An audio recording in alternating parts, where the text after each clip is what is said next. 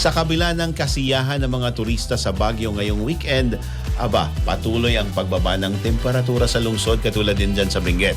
Ayon sa Pag-asa, posibleng umabot sa 7 hanggang 9 degrees Celsius ang lamig sa darating na buwan ng Pebrero.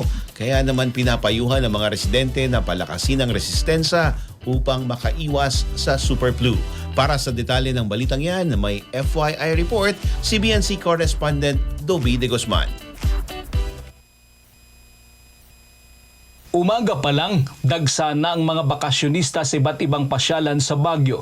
Sa Burnham Park, kanya-kanyang pwesto mga magkakaibigan at magkakamag-anak. Lahat balot na balot para malabanan ang ginaw. Isa sa kanila si Alpha na mula pa sa Isabela. Ate, ba't mukhang binaon mo na yung kumot mo? So hindi kayo exag, ang lamig pala ng Baguio. Hindi kinaya. Kaya, Kaya dala-dala ka yung kumot ko. Maging ang mga residente ay naninibago rin. Ay, yung sobrang lamig. Grabe. Parang sasakit yung likod. Yun ang effect.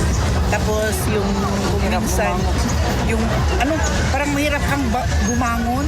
Kahit sa paghugas ng mga gamit sa kusina ay pahirapan dahil namamanhid daw ang kamay sa sobrang lamig ng tubig. Pag galing ref, sir, parang galing ref na yung nagnanam. Dahil sa ginaw, lalong dumami ang naingganyong maglakad at sumabak sa Zumba para makapagpapawis. That's why we join Zumba activities like this para keep our bodies warm and also help siya. Pabor naman sa mga coffee shop ang malamig na klima. Kasi sobrang lamig siya, kaya medyo mas mapapakape yung mga tao. Simula noong Nobyembre ay naranasan na ang lalong paglamig ng klima sa Baguio, kaya pinayuhan ng City Health Services Office sa mga residente na palakasin ang resistensya para makaiwas sa super flu. Nitong Biyernes, naitala ang 10.6 degrees Celsius sa Baguio City. Ito ang naitalang pinakamababang temperatura ngayong amihan season.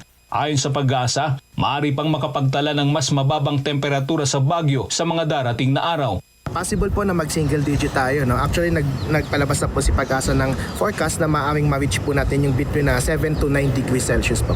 Ayon sa mga bumubo sa Hotel Restaurant Association of Baguio, ang pagbagsak ng temperatura ay mauuwi sa pagtaas ng tourist arrival. Kaya't magandang balita raw ito sa industriya ng turismo ng lungsod dahil makakabawi sila sa pagkalugi noong nakaraang taon.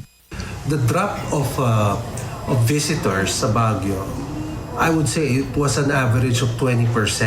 Decline of domestic tourism.